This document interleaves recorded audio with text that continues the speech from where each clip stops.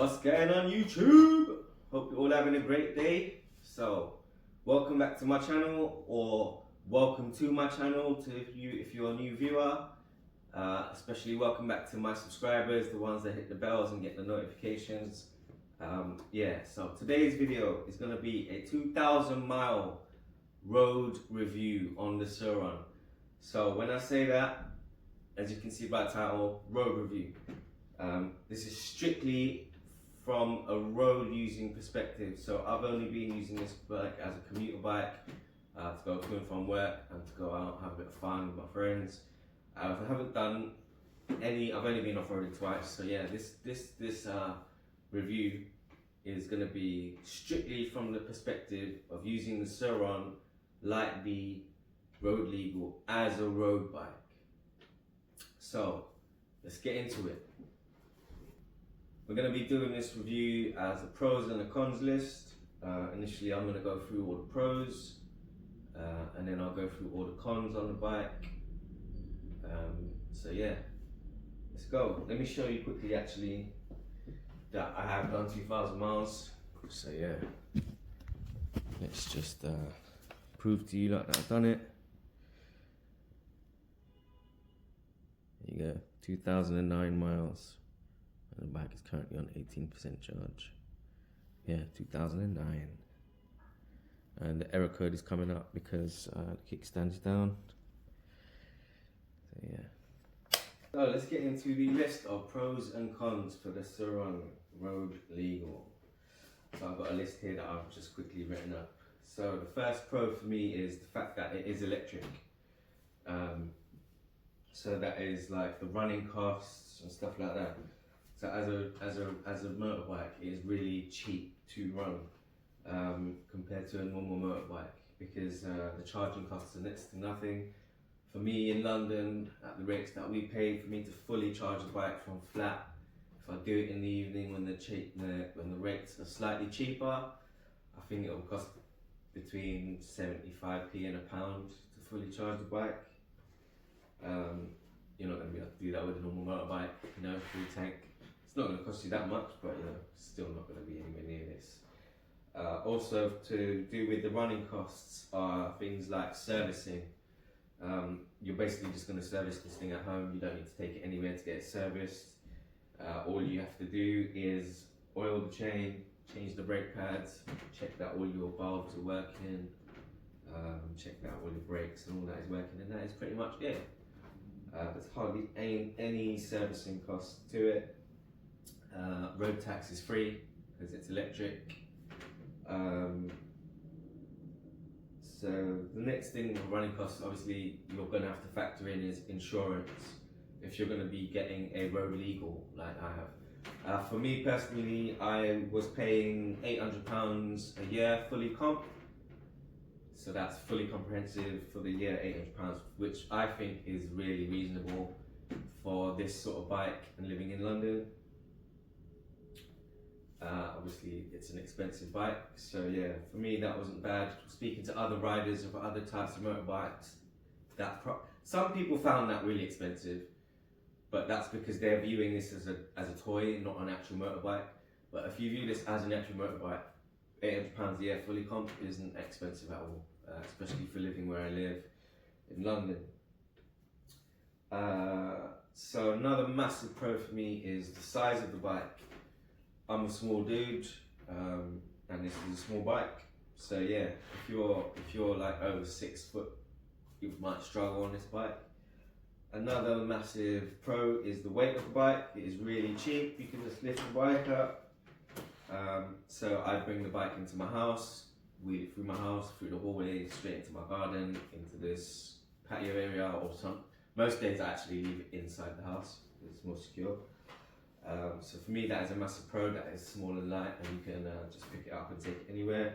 That's going to come again in my cons list, the weight of the bike, but yeah, we'll get into that later. Again, like I said, it's really cheap, no road tax, electric, size and weight. Those are the main pros for me for this bike. It's not a big list, unfortunately, so yeah, we're going to get onto the cons now. The cons for me, the biggest con, or the biggest con for most people, the biggest negative is the price. The initial outlay on this bike is a very expensive bike, what it is. So for me, for this Road Legal, when I bought it brand new in 2021, it was £4,700 on the road. That's registered, everything. For most people, that is very, very, very expensive for what this is. Because most people just view this as a glorified electric e-bike. They don't view this as a small motorbike. And even then, it is very expensive. Most motorbikes, like, you can go and buy a brand new, for the same price as this, you can go and buy a Yamaha R125 or a Honda CBR 125 or a Kawasaki Ninja 125. For the same price, you could get one of those brand new. So I think for what it is very expensive, especially for what you're getting, for what you can do on these other bikes, which I'm going to get into now. So the number 2 massive negative for me is the range. The range is the biggest negative for me on this bike. The biggest negative for me on this bike is the range, because when I want to go out with mates and stuff like that have bikes, I can't really take this because they've got so much more range. They can go anywhere they want. They can fill up at a petrol station and just carry on going. Whereas me, I'm very limited on where I can go with this thing. Even if I want to go to central London, you know, whatever, I'd have to think about taking my charger with me just in case. So yeah, me, the range is massive negative. Massive negative. Number 3 as a negative is going to be the tyres, because it comes with knobblies, off-road tyres. They're not great as road tyres, obviously. They're not made for the road. And it is impossible, or virtually impossible, to try and get a decent set of road tyres at 19-inch. And it's even harder to try and get a set of supermoto wheels, set of rims and tyres. I have literally asked every single Sur-Ron company in England, every single company that imports Sur-Rons or Sur-Ron parts or has anything to do with Sur-Ron. I've been asking them for over a year, can you please get me a set of supermotos for this? And no one's been able to get them. So yeah, that for me is a huge negative. I haven't been able to take this bike out. I don't ever take it out in the rain for that specific reason, that these tyres are just rubbish for the road. I've already lost half of my tread on the back, so yeah, they're not great. So this is going to be a bit of a controversial one. For the next con is going to be the looks of the bike. For me, it's not a con. I really love the way it looks. That's why I bought it. But for a lot of bikers, when I take this to like Ace Caf or places like that, a lot of traditional motorbikers, they're going to look at this thing like it's just a normal toy, like a normal bike, like it's a toy. They're not going to like this thing. They're going to take the piss out of you. Yeah, like proper bikers, yeah. Because this is to them this is just a toy. This isn't an actual motorbike. But for me, that's not negative. I really like the look of it. So yeah, take that how you like. The next big thing for me about this as a negative is the amount of people that use it to do crimes in London and other big cities in the world. This bike at the moment is being used by criminals to rob people because it's so small and light and nippy and silent. You know, people just ride up to people, snatch their phone and they're off. Things like that. So for me, that's the massive negative. I've actually seen it myself where people give me negative looks, like people look at me like I'm going to rob them just because I'm on this bike. And on the flip side, I've been followed on this bike by people that are looking to rob me for the bike. A couple of times I've been followed, managed to get away. But yeah, for me that's a massive negative. The fact that I don't always feel safe on the bike. And then another massive negative about this bike is you can't leave it anywhere. Like you literally can't leave it anywhere because, you know, you've seen videos online of people cutting chains and cutting through D-locks just to get normal bikes. Now imagine someone saw this chained up at a bike lock on the road. Mate, this thing's gonna be gone in next to no time. And because it's so small and light, you know, someone could just rock up in a van, cut the chain or whatever, stick it in the back of the van and they're gone. So for me that's a massive negative. The fact that I've never been able to take, you know, I bought this as a commuter bike and I've never actually been able to leave it anywhere for longer than a few minutes. I was able to leave it at work only because we had a secure car park with security cameras and a security guard at the gate, so I felt safe leaving my bike there.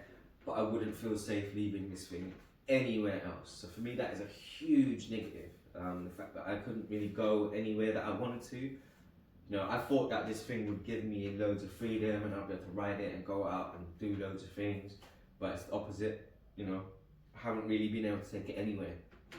I wanted to really.